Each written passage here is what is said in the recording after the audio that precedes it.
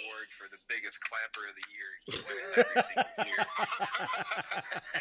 So, yeah, I've never seen someone have such an attitude that has such a minor role in a basketball game. But I guess maybe I don't respect that. But all right, so we have to have a discussion about my perspective on it. So to be honest, I actually like Marcus Smart. I'm a Warriors fan, so I love Draymond Green. I understand a lot of people don't like these type of players, unless of Right. course they're on your team. You hate to play Right. against them, love when they But play you with love you. that. And so I can understand the frustration for Draymond seeing his teammate get hit like that, given the history of the team for especially in the last 2 or 3 years.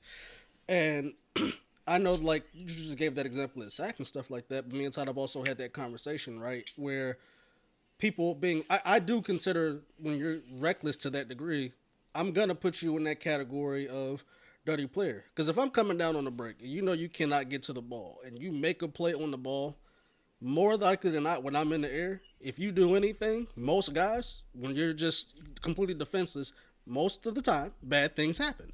When you go out there and you say, I know I can't get this, but I'm still going to do it anyway, I do consider that dirty. There is a level of intent there because there's a level of recklessness. You see what I'm saying? Mm-hmm. It's, It's it's, understandable. it's the same thing as like, okay, if a guy undercut me, which did happen. What was it, last year or 2020? I think it was. I think it was into 2020. I'm going up for a layup. The guy knows that he can't get to the ball, but that crap they do where they try to like run at your legs, and then you clip a guy, and I roll my damn ankle. Like, yeah, I'm gonna be frustrated. I'm gonna be hot because it's an unnecessary play.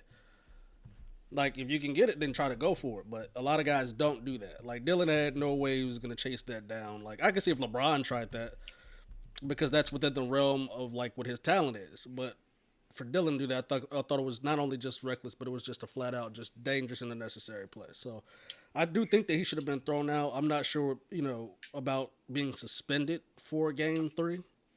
A lot of people seem to be pushing for that. I'm not sure if that's warranted. What do you guys think? No, I don't think that would be warranted at all because we have to think about like this scenario happened before in round one of the playoffs. It was a Pelicans and Sun series where Herbert Jones was going to the basket and Chris Paul clearly missed the ball and clocked Herbert Jones in the head, and he got a flagrant one. That's true. So it's the inconsistency. It's like, okay, it's a flagrant one here, but then you go here, it's a flagrant two. I'm gonna tell you exactly why. When smaller players do anything to a bigger player, it doesn't seem the same way as if a bigger player does something to the smaller player. We tend to get away with a whole hell of a lot more than we should be on the real. And that's kind of what Shaq was talking about before. Yeah, I'm throwing elbows because y'all keep trying to murder me in the paint. So I'm gonna murder y'all before y'all murder me. Yeah, if somebody gotta die, it's gonna be you. Like, yeah, that's the definition of Marshawn Lynch, where or who was it? I think it was Marshawn. Basically, like, I know I'm gonna get got, but I'm gonna get mine before I get got. Though that's basically along the same lines as that. Like, I know exactly what you're talking yeah, I'm gonna get popped, but like I'm gonna hit you twice as hard. Like, you're gonna feel the wrath of John Jones uppercut my elbow real quick before you pop me in the head. And I think the biggest problem when everyone starts arguing about is it a flagrant one, is it a flagrant two, the biggest argument, and you guys alluded to it in the beginning, is the fact that there is no transparency on what is a flagrant one, what is a flagrant two. It's almost as bad if you want to argue MVP, because MVP every year gets argued about what's a real MVP. oh It my. feels like every couple of years a different kind of thing comes out and a different guy wins it for different reasons that wouldn't have won it the year before because of these different reasons. Flagrant fouls feel a lot like that, where there's never ever consistency in either or, whether it be that award or that flagrant call. So it makes such a tough situation, I think, for the good NBA refs, and then also it makes even the worst NBA refs look even more bad when they start calling that stuff. So it creates, I think, such a rock and a hard place situation to where we have these arguments of where people can go, yep, that's one or that's the other, and move on. That's a fair point of view. It's like, because MVP is like, okay, is it most valuable player, or it's the team that has the most wins, so who's the best player on the team with the most wins, or it's the guy that averaged the most points or whatnot, or like they setting like historic records. It's a conversation that changes like every like what 2 to 3 years. But it only like, okay, if that's I'm sorry, but it only changes because the wrong people are voting for the award. I agree with Draymond there as well. You should not get the opportunity. The the media in particular, right? How is it that they get to decide 100% of who gets these things when you guys push the narrative on certain players? You guys don't like certain players and things like that.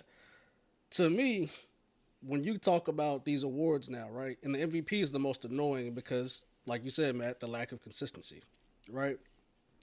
How can you look at what happened all season long and say that Ja Morant got most improved over a guy who was nearly out of the league and went to the best scorer on a playoff team? How does a guy who went from an all-star 20 point per game guy face of the franchise, you know what I'm saying? Like, that doesn't make sense. If Ja got it, but then by that metric, shouldn't have Steph Curry gotten it during his unanimous year? So the issue is the people voting. It's the consistency. I don't see why it shouldn't be done more like an all-star type of thing where if you want to give the media some vote, that's fine. If you want to give the fans some vote, that's fine. But they should not account more than 33% in terms of their vote. I think the players should dictate because whether you like a player or not, you know who's been cooking you all year long and who hasn't. You know what I mean? very true. Yeah. I mean, especially when you listen to a lot of guys where I think it was Kyrie where someone said, like, who's the person that gave you buckets the first? And Jose. I think it was Kyrie. Jose Calderon. First person when you got in the league to bust your ass. When you was like, we you came all after that game like this. I First got game, most of that. First game, first most of game. I that. played against Jose Calderon. He freaking gave me Jose Calderon bust my ass. He gave me 26 and 14. Like, yo, he was fucking celebrating like a motherfucker. I was sick. I had 6 and Yeah, first dude in the NBA that cooked him.